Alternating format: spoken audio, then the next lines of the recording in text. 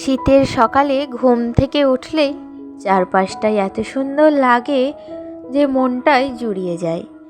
তবে সত্যি বলতে কি, শীতের সকালে ঘুম থেকে উঠতে কিন্তু একদম ইচ্ছা করে না, কিন্তু একবার উঠে পড়লে এই কুয়াশাচ্ছন্ন সকালটা, চারপাশের সেই মায়াবী দৃশ্য, সব কিছু যেন এক অন্যরকম শান্তি এনে দেয় মনে। তো এইরকম সময় মনে পড়ে না যে বিয়ের আগের দিনের কথাগুলো, তখন ভোরবেলায় কুয়াশার মধ্যে দিয়ে সাইকেল চালিয়ে টিউশনি পড়তে যেতাম। সেই দৃশ্যগুলো আজও চোখের সামনে ভেসে ওঠে। এখন বিয়ের পর জীবনটা অনেকটা বদলে গেছে। বিয়ের আগের জীবন আর বিয়ের পরের জীবন দুটোই আলাদা, দুটোই ভিন্ন রকম এক অভিজ্ঞতা। তবুও একটা জিনিস বলবো, আমরা মেয়েরা সব পরিস্থিতিতে নিজেদের মানিয়ে নিতে পারি। এটা আমাদের একটা বিশেষ ক্ষমতা, একটা শক্তি। তো আজকের এই সুন্দর সকালে আমি তোমাদের সঙ্গে একটু সময় কাটাতে চাই, আমার দিনের শুরুটা শেয়ার করতে চাই।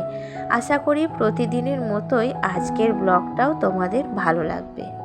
হ্যালো এভরিওয়ান, আমি সুমি। আমার চ্যানেলের আরও একটি নতুন ব্লগে তোমাদের সবাইকে জানাই অনেক অনেক ভালোবাসা এবং আন্তরিক শুভেচ্ছা। আজ আমি তোমাদের সঙ্গে অনেক দিনের পুরনো একটা ক্লিপ শেয়ার করতে যাচ্ছি। আসলে ভিডিওটা আমি আগেই দিতে চেয়েছিলাম, কিন্তু কিছু ব্যস্ততার কারণে দিতে পারিনি।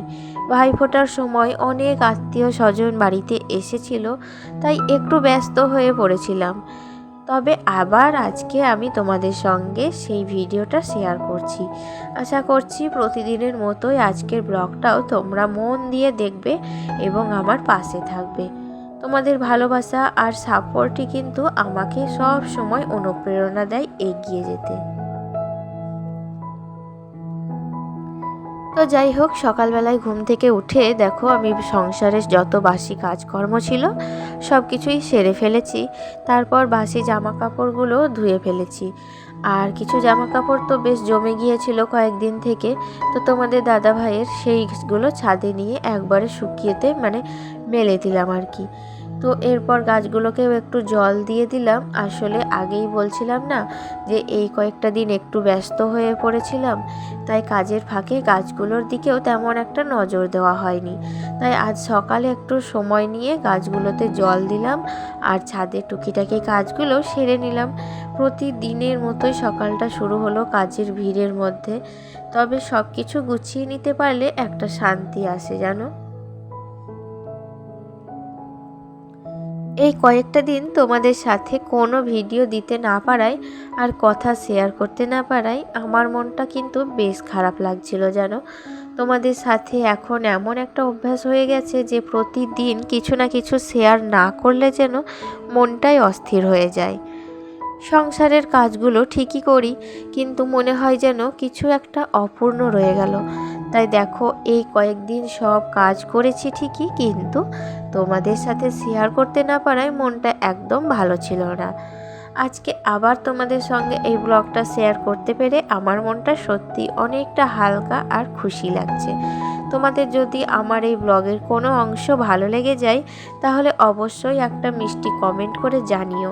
তোমাদের সেই ভালোবাসার কথাগুলোই আমাকে আরও অনুপ্রেরণা দেয় আর মনটাকে করে তোলে অনেক আনন্দে ভরে ওঠে। তো তোমাদের সাথে কথা বলতে বলতে আমার কিন্তু বিছানাটাও গুছিয়ে ফেলা হয়ে গিয়েছিল আর ঘরগুলোও পরিষ্কার করে নিয়েছি। আসলে কি জানো, সংসারে যখন অনেক অতিথি আসে তখন বাড়ির কাজের দিকে ঠিকমতো নজর দেওয়া যায় না। রান্না বান্না, গল্প গুজব, আড্ডা সব মিলিয়ে সময়টা কখন কেটে যায় টের পাওয়া যায় না। এই কয়েকদিনও ঠিক তেমনই কেটেছে। সবাই মিলে গল্প, হাসি, মজা, পুরো বাড়িটা ছিল একদম জমজমাট। আর এখন সবাই বাড়ি চলে গেছে, তাই আজ বাড়িটা একটু ফাঁকা ফাঁকা লাগছে। সত্যি বলতে কি, সেই 2-3টা দিন দারুণ কেটেছিল। হাসি ঠাট্টা আড্ডায় ভরা মুহূর্তগুলো এখন কিন্তু বেশ মিস করছি জানো। আবারও আমাদের একটা বছর অপেক্ষা করতে হবে পরের ভাইফোঁটার জন্য, কিন্তু দিদিরা তো আসবেই বাড়িতে, তাই তাদের সঙ্গে যোগাযোগও থাকবে, গল্প গুজবও চলবে ঠিকই, কিন্তু সেই ভাইফোঁটা বিশেষ দিনটার জন্য এখন পুরো 1 বছর অপেক্ষা করতে হবে। তো যাই হোক, জীবনে যখন যেমন পরিস্থিতি আসে আমাদের তেমনভাবেই নিজেকে মানিয়ে নিতে হয়। এতদিন বাড়িতে সবাই ছিল, তখন একরকম পরিবেশ, হাসি আনন্দ আড্ডায় ভরা। এখন সবাই চলে যাওয়ায় বাড়িটা একদম ফাঁকা ফাঁকা হয়ে গেছে। তবুও সংসারের কাজ, নিজের খাওয়া দাওয়া আর প্রতিদিনের রুটিন, এই সব কিছু তো থেমে থাকে না, সব কিছু নিজের মতো করে চলতেই থাকে। তাই আমিও ভাবলাম নিজেকে আবার গুছিয়ে নিয়ে প্রতিদিনের মতো সংসারের কাজে কোমর বেঁধে লেগে পড়ি। আর তারপরে চলে এসেছি রান্নাঘরে। আজকে দুপুরে রান্না করব একদম সাধারণ ঘরোয়া ফুলকপি আলুর তরকারি, আর তার সঙ্গে মাছ মাছ ভাজবো। আর কি বলবো, মানে আজকে মনটা তেমন ভালোও নেই, তাই ভাবলাম সাদা সাপটা কিছু হালকা রান্না করি। আর এই শীতকাল এলেই কিন্তু বাজারে কত রকম সবজি পাওয়া যায়, ফুলকপি, মটরশুঁটি, গাজর, লাউ, টমেটো সবই একে একে আসতে শুরু করে দিয়েছে। শীতের সকালে এই সবজির গন্ধেই কিন্তু মনটা অন্যরকম ভালো লাগে, তাই ভাবলাম আজকে ফুলকপি দিয়েই রান্নাটা শুরু করি।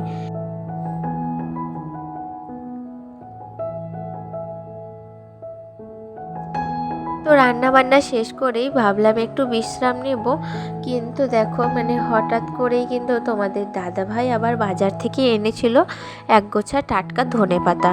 তো সে বলল এই ধনেপাতাটা চাটনি বানাতে। তো যাই হোক, আমি তো দেখে আমারও খুব ভালো লেগেছিল, তো আমিও কিন্তু আর দেরি না করে ধনেপাতা দিয়ে চাটনি বানাতে শুরু করে দিয়েছি। আসলে ধনেপাতা আমি নিজেও খুব ভালোবাসি, আর তোমাদের দাদাভাইও কিন্তু খুব ভালোবাসে, তাই ভাবলাম চলো আজকে একটু ধনেপাতার চাটনি বানিয়ে ফেলি। আর প্রথমে ধনেপাতাগুলো ভালো করে বেছে ধুয়ে নিয়ে তারপর একটু টমেটো, একটু নুন আর একটু কাগজি লেবু আর কাঁচা লঙ্কা দিয়ে পেস্ট করে নিয়ে তারপর যদি একটু সর্ষের তেল ছিটিয়ে দেওয়া যায়, উফ কি দারুণ গন্ধ আর স্বাদ! ভাতের সঙ্গে খেলে কিন্তু একদম জমে যাবে। আর খাওয়া দাওয়ার পর আজকে ভাবলাম শ্যাম্পু করেছিলাম মাথায় একটু, তো শীতকাল বলে রোদের তেমন একটা তেজ নেই। তো যাই হোক, আর তার ওপর শরীরটাও একটু খারাপ, মানে হালকা সর্দি লেগেছে, তাই শ্যাম্পু করার পর ভিজে চুল নিয়ে বেশিক্ষণ আর কি থাকিনি। তাই দেখো ওপরে দোতলায় চলে এসে জানলাটা খুলে একটু রোদের মধ্যে বসলাম আর কি, মানে ভাবলাম প্রকৃতির রোদেই চুলটা আজকে একটু শুকিয়ে নিই। তো চলো বন্ধুরা, এবার তোমরা কমেন্টে জানাও আমার পুরো ভিডিওটা তোমাদের কেমন লাগলো। আজকের মতো এখান থেকেই বিদায় নিচ্ছি, আবার দেখা হবে আমাদের পরের ব্লগে নতুন কিছু নিয়ে। ততক্ষণ পর্যন্ত তোমরা সবাই ভালো থেকো, সুস্থ থেকো, আর নিজেদের খুব ভালো করে খেয়াল রেখো। আর আমার এই ব্লগটা যদি তোমাদের ভালো লেগে থাকে তাহলে অবশ্যই একটা লাইক, কমেন্ট আর শেয়ার করে দিও। তোমাদের ভালোবাসাই কিন্তু আমার সব থেকে বড় অনুপ্রেরণা। টাটা।